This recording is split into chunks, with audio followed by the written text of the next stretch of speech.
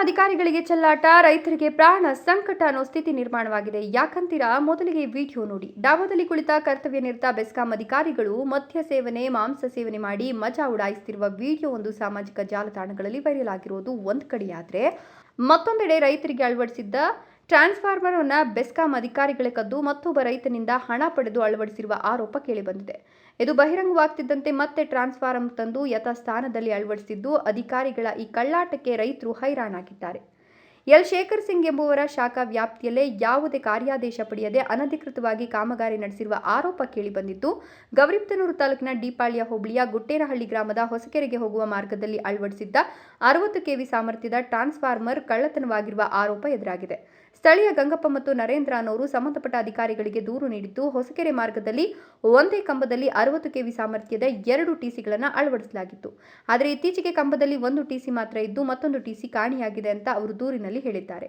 ಈ ಸಂಬಂಧ ಬೆಸ್ಕಾಂ ಅಧಿಕಾರಿಗಳು ತನಿಖೆ ನಡೆಸಿ ಸೂಕ್ತ ಕ್ರಮ ಕೈಗೊಳ್ಳಬೇಕು ಅಂತ ಆ ವ್ಯಾಪ್ತಿಯ ಗುಡಿಬಂಡೆ ಉಪವಿಭಾಗಕ್ಕೆ ದೂರು ಸಲ್ಲಿಸಿದ್ದಾರೆ.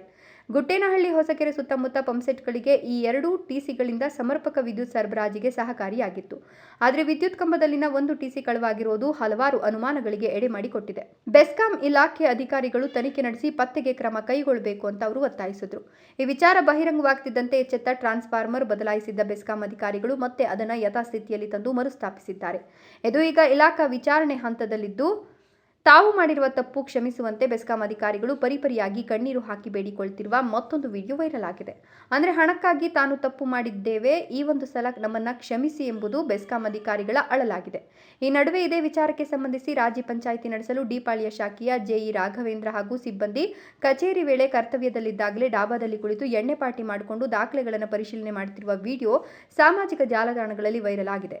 ಸಾರ್ವಜನಿಕರಲ್ಲಿ ಇದು ತೀವ್ರ ಆಕ್ರೋಶಕ್ಕೆ ಕಾರಣವಾಗಿದ್ದು, ಸಂಬಂಧಪಟ್ಟ ಅಧಿಕಾರಿಗಳನ್ನು ತಕ್ಷಣ ಅಮಾನತುಪಡಿಸಬೇಕು ಅಂತ ಸಾರ್ವಜನಿಕರು ಒತ್ತಾಯಿಸಿದ್ದಾರೆ.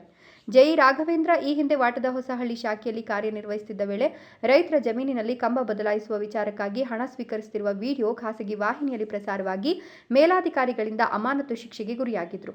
ಅಮಾನತು ಅವಧಿ ಪೂರ್ಣಗೊಂಡ ಕೇವಲ 25 ದಿನಗಳ ಹಿಂದೆಯಷ್ಟೇ ಗುಡಿಬಂಡೆ ಉಪವಿಭಾಗದ ವ್ಯಾಪ್ತಿಯ ಡಿಪಾಳ್ಯ ಶಾಖೆಗೆ ಹಾಜರಾಗಿದ್ರು ಎನ್ನಲಾಗಿದೆ.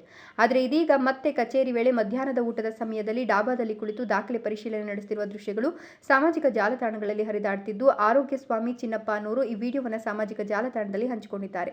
ಜೆಇ ರಾಘವೇಂದ್ರ ಜೊತೆಗೆ ಲೈನ್ಮೆನ್ ಶ್ರೀನಿವಾಸ್ ಹಾಗೂ ಮತ್ತೊಬ್ಬ ಸಿಬ್ಬಂದಿಯೂ ಇದ್ದಾರೆ ಅಂತ ತಿಳಿದು ಬಂದಿದೆ. ಕರ್ತವ್ಯ ನಿರತ ಸರ್ಕಾರಿ ನೌಕರರು ಕಚೇರಿ ವೇಳೆಯಲ್ಲಿ ಡಾಬಾದಲ್ಲಿ ಕುಳಿತು ಅಧಿಕೃತ ದಾಖಲೆಗಳನ್ನು ಪರಿಶೀಲಿಸುತ್ತಿದ್ರೆ ಕಚೇರಿಗಳ ಅವಶ್ಯಕತೆ ಏನು? ಡಾಬಾಗಳನ್ನೇ ಕಚೇರಿಗಳನ್ನಾಗಿ ಮಾಡಿಕೊಳ್ಳಬಹುದಲ್ವೇ ಎಂಬ ಪ್ರಶ್ನೆಯನ್ನ ನೆಟ್ಟಿಗರು ಎತ್ತಿದ್ದಾರೆ.